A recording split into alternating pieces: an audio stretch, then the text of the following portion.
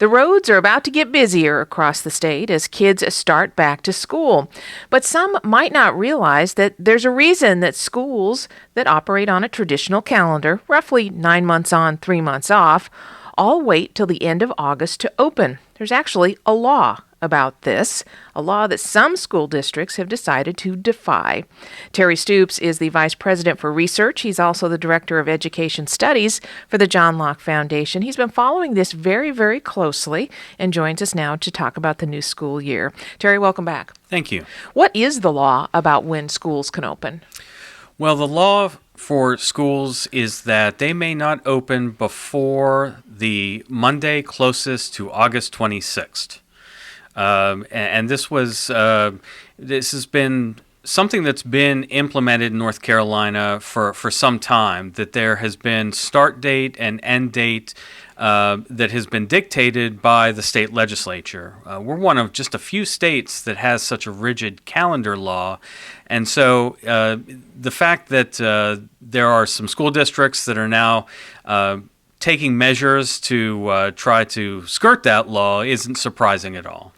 Why in the world do we need a state law about when school would open? Well, the argument is that we're a tourist state, and this will give predictability to the tourism industry for having summer employees.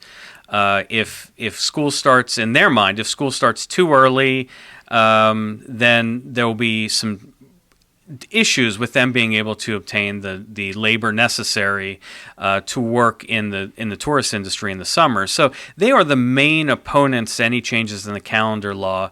They're the ones that are really talking to legislators about what they believe to be the economic damage that would occur if we change the calendar law so that districts would have the flexibility to choose their own start and end dates. But wouldn't it simply make more sense that, let's say, a school district in the western part of the state might have particular needs of the community or norms or something like that, or even that the tourism industry would be different in the western part of the state versus, say, the central part of the state or the coast? Doesn't it just make more sense that people in their local communities could decide what works best?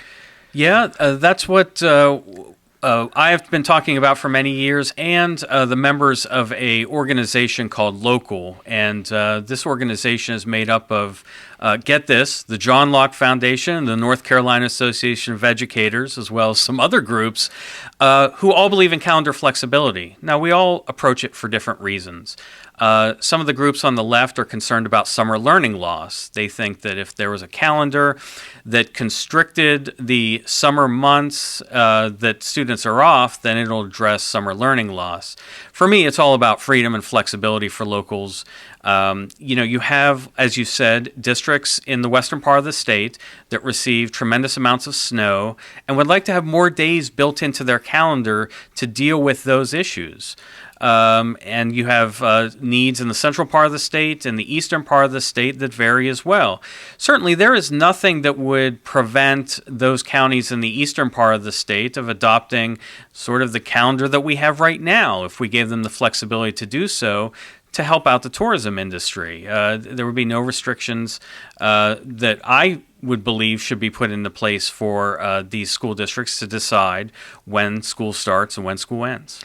This has been discussed for several years now, and we learned this year through the reporting of Ann Doss Helms that there are several pretty big school districts in one area of the state that we know for sure they've decided to just kind of throw up their hands and say, we don't care what this law says, we're just going to open. Yeah, I'm not on board with that approach. I mean, the law is the law. Now, let me just mention that if they did want to change their start and end date, they could have went to the State Board of Education and asked for the state board to give them permission to do this.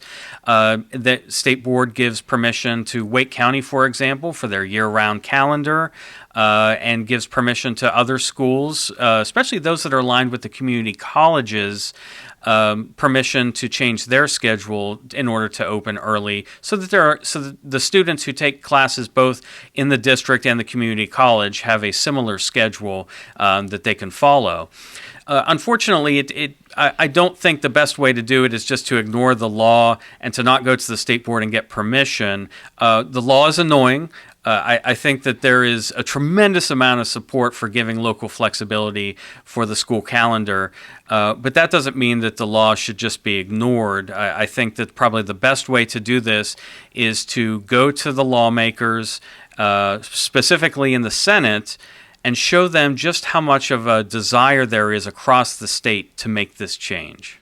But do they have an appetite to do that? Considering you mentioned the groups that are involved in this organization, local, I mean, that spans the ideological and political spectrum right there. Does the North Carolina Senate, the leadership there, realize that there's all of this support for flexibility and that they're kind of the ones holding this up? I think they do, and the reason why is because every year the members of the House file dozens of bills for school calendar flexibility, both for the entire state and for the districts that they represent. So they know that there's an appetite to do this. Their colleagues in the House are more than happy to try to get this type of legislation advanced in the General Assembly. But unfortunately, the tourism industry is very powerful, very well funded, and their warnings about the economic damage that would occur, and I don't believe it would occur, scares a lot of members of the Senate and makes them concerned that there would be economic repercussions that might lead to issues with being elected in the next election, or whatever their concerns may be with sort of the economics of the issue. You mentioned year-round schools, so this is a head-scratcher for me. If there's so much concern about traditional school calendar schools not opening before August 26th, then why can a year-round school even exist? That's right. I mean, it is one of those mysteries. The idea that we have a rigid school calendar law is based on a rather antiquated model of the school calendar, and it's not based on an agrarian calendar. I've got to make sure that people understand that. But it's based on a calendar that assumed that schools didn't have air conditioning, so having them sit in a schoolhouse during the summer was not really conducive to good learning, and that's right, it's not.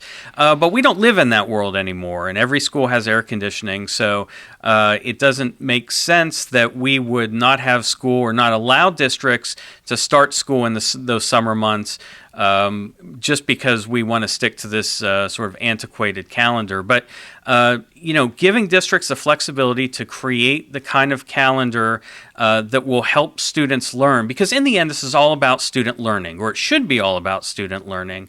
Giving them the flexibility to provide a calendar that's innovative and that advances student learning, I think, is the key to giving them this kind of flexibility. And I hope that those in the Senate realize that when we give districts the kind of flexibility they want in their calendar, it will help them raise achievement.